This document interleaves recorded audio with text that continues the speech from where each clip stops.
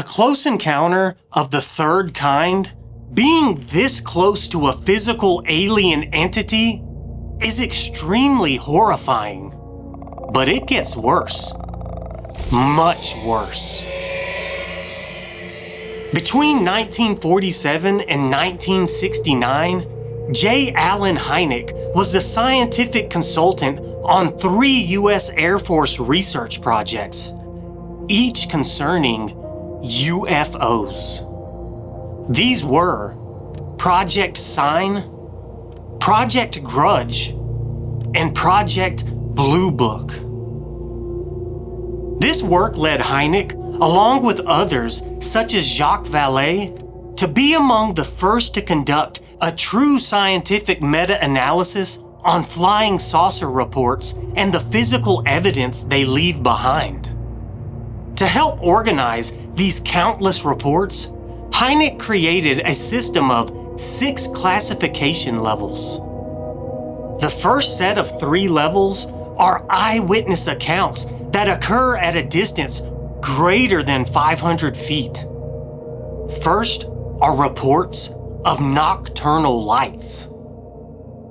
These reports are numerous and come with a high likelihood that a conventional aircraft was misidentified by the observer, since any machine humans have ever put in the air has had lights installed on them.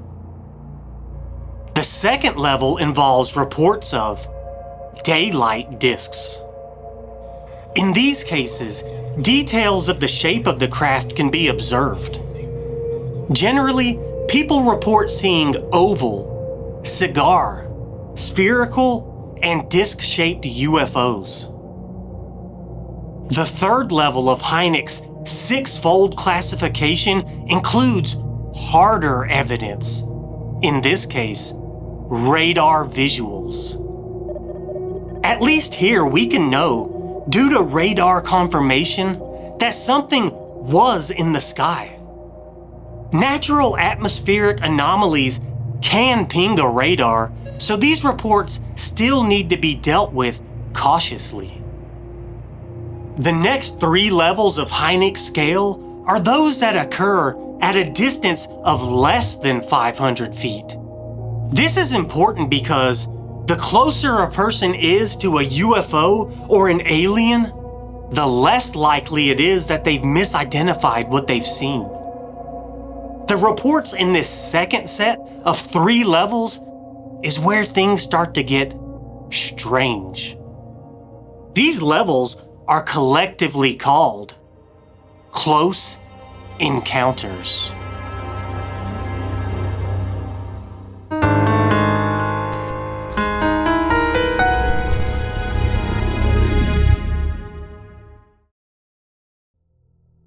Close encounters of the first kind are perfectly illustrated by the classic story of Betty and Barney Hill.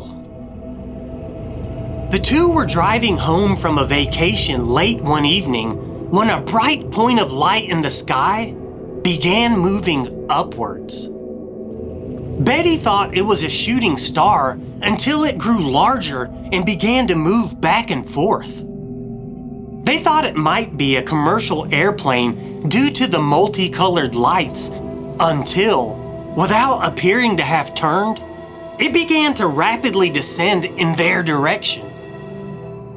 The craft passed in front of a granite cliff, which was 40 feet long, allowing them to estimate the craft's size at 60 feet in length.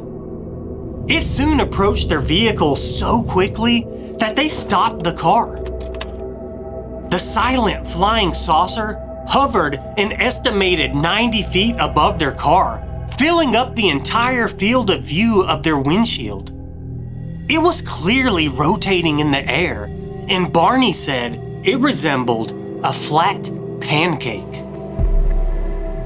For a UFO sighting to qualify as a close encounter of the first kind, 3 factors must be satisfied. 1, the witness has to be closer than 500 feet to the object. 2, they must be able to determine the shape of the craft. And 3, they must be able to make out specific details of the craft's construction. Betty and Barney Hill's experience perfectly meet the requirements of a CE1. Close encounters of the second kind call for an escalation of evidence. In the Rendlesham Forest incident, military men at an Air Force base see a triangular-shaped craft descend into the nearby forest. A squad goes to investigate. Nearby farm animals are all scared and are making loud noises. The men approach the UFO, and then it flies away. The next day, the men measure radiation spikes on the forest floor at the indentation marks the craft left behind. Ultimately, one soldier develops health problems consistent with other cases of UAP radiation exposure. A close encounter of the second kind fulfills all of the requirements of the first kind, but also demands some form of physical effect. This can be electrical interference with a car radio, animals reacting in fear, or a reported discomfort in the witness, such as feeling heat or even temporary paralysis. It may also include physical traces of evidence, like ground impressions and scorched vegetation, or chemical and radioactive contaminants detected at the landing site. The Rendlesham Forest incident illustrates all of these CE2 requirements to a T. In a time when scientific UFO research was fairly new, the classification of close encounters of the third kind demanded the unthinkable. This requirement is no better encapsulated than in the story of Jose Higgins. In Brazil, a crew of workmen heard a loud, piercing sound. They turned around and watched a lens-shaped UFO landing within 100 feet of their workspace. Everyone ran except Higgins, who was frozen in awe. Higgins watched 3 humanoid figures emerge from the spacecraft, who spoke to him in an unknown language for half an hour. The aliens climbed back into their craft and flew away. Close encounters of the third kind require the presence of a living or animated alien, whether that be an extraterrestrial biological entity, an energy being, or a robotic construct. These aliens must be presumed to be occupants or pilots of the unidentified flying object. Jose Higgins was certain of this fact during his CE3 experience. And this is where Hynek's scale ends. All of the current reports at the time fell neatly into his 6 categories. That soon changed. At this point, there's only one direction this can keep going, and things are about to get disturbing.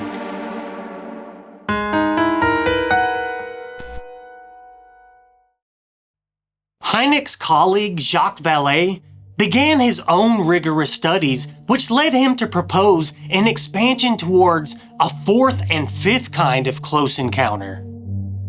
These have since been overruled by the community at large, as even more UFO reports have been collected. I'll mention both variants as we continue. Jacques proposed that CE4 cases should refer to instances where a witness experiences a transformation in their sense of reality. So the UFO or extraterrestrial encounters that would count would require a breakdown of reality into the realm of the absurd, the hallucinatory, or the dreamlike. The problem is, Almost all UFO encounters have a feeling of unreality associated with them. If we were to stick with this definition, I would personally expand it to include reports of mental hijacking and possession, channeling and automatic writing, and downloads of knowledge, specifically where the invading intelligence suggests itself to be alien, though I do suspect these cases are dealing with something entirely different. Now, close encounters of the fourth kind, as we now agree, can be no better summed up than by the story of Travis Walton. Travis and his crew of forestry workers spotted a UFO while driving out of the woods. Travis leapt out of the truck to get a closer look, and a beam of light suddenly struck him, causing the others to flee the scene. They returned 15 minutes later and ultimately reported Travis missing. For 5 days and nights, the police and the men of the town combed the forest looking for Travis, but couldn't find him. Then, after midnight, a collect call is accepted by Travis's sister from a local payphone. On the other end is none other than the missing Travis Walton. After recovering his memories under hypnosis, Travis says he blacked out in the beam of light and woke up lying on a table in a hospital-like room. Standing over him were 3 short, bald creatures. A human led him to another room where 3 more humans forced him onto another table and covered his face with a clear plastic mask. He lost consciousness again and only remembers suddenly finding himself walking down a highway as a UFO was flying away above the scene. This is the currently accepted rule for close encounters of the fourth kind. They must include an alien abduction. Simply put, a human must be taken aboard a flying saucer.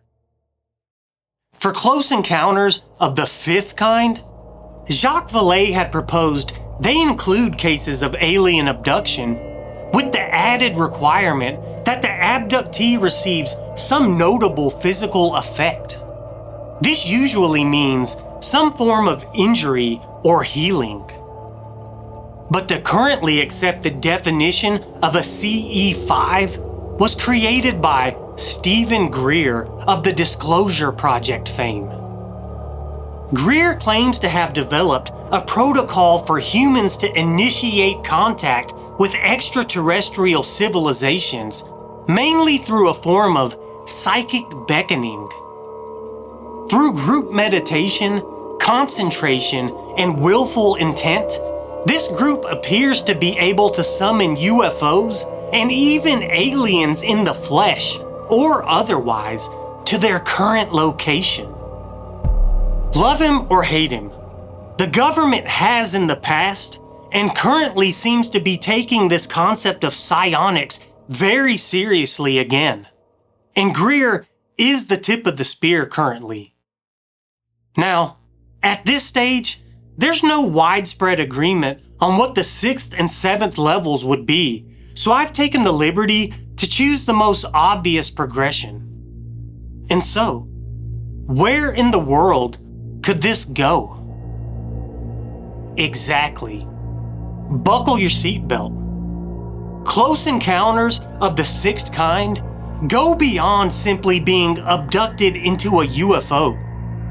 They might still drop you off near the spot they took you, but it's what happens in between that qualifies an experience as a CE6.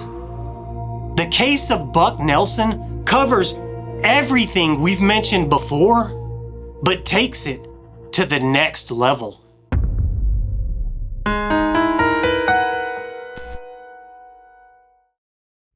Nelson was outside one evening tending to his farm animals when they started to go wild in fear.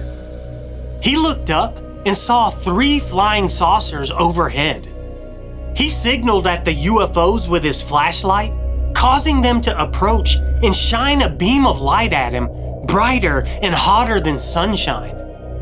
The beam stopped and the UFOs left the area. He soon found that both his chronic back pain and eyesight dramatically improved. Later in the night, 3 friendly human spacemen visited him. They spent time talking and they told Nelson they were from Venus. He learned that the Earth has had many past civilizations rise and fall after destroying themselves with nuclear weaponry. As the repeated visits continued, the Venusians took Buck Nelson on trips to the Moon, Mars, and to their cities on planet Venus. Here lies the key to a CE6 encounter. A close encounter of the 6th kind requires travel to another planetary civilization or even one in another plane of existence. Some people argue that it should include instances of genetic material being used to create alien-human hybrid beings. Regardless, the escalation up the close encounter scale is seen clearly in the tale of Buck Nelson and the Venusians. And now, close encounters of the 7th kind, the final level. CE7s build upon all of the previous levels, including all of their requirements, with one conclusive addition. Whether or not it's true, the story of Project Serpo captures the meaning of a CE7 perfectly. Project Serpo is allegedly a top-secret exchange program between the US government and the government of an alien planet named Serpo. This relationship was established during the Roswell incident, where a UFO crashed and a surviving alien was treated and allowed to return home, 39 light years away. After much discussion and planning, 12 military men agreed to visit planet Serpo in the Zeta Reticuli star system and live there for 13 years. They returned home and assumed new identities, living out their few remaining days back here on Earth, because all of them succumbed to physical ailments related to the increased radiation exposure of living under 2 suns in the binary star system of Zeta Reticuli. The CE7 is the ultimate level of close encounters. It requires the most outlandish, the most bizarre experiences of the CE6, and then demands the final step. Because a CE7 culminates in a total loss of life. In a CE7, there can simply be no survivors. Project Serpo's human-alien exchange program is exactly what a CE7 describes. Too bad it involves the US Air Force's professional UFO disinformation specialist, Richard Doty, who we covered in the Crop Circle episode. Project Serpo is an interesting story nonetheless, due to its terminal nature. And yet, there's still one more level.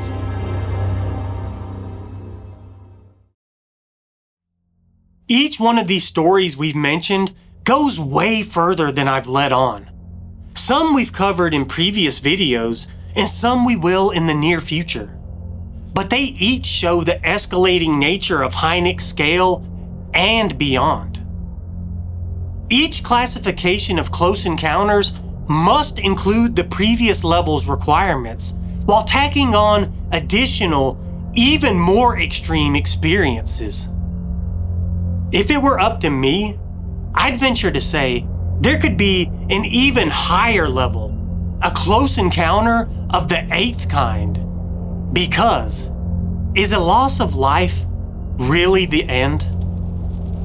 We can imagine a CE8 scenario where aliens take your body, but leave your mind intact for thousands of years, like a brain in a vat or in a computer simulation, with no way to defend yourself from their studies or their entertainment. Or even worse, they could take your body, but capture your soul for an eternity, suspended alone in a black, featureless void. Or even worse. Because, let's face it, there are some fates much worse than even death.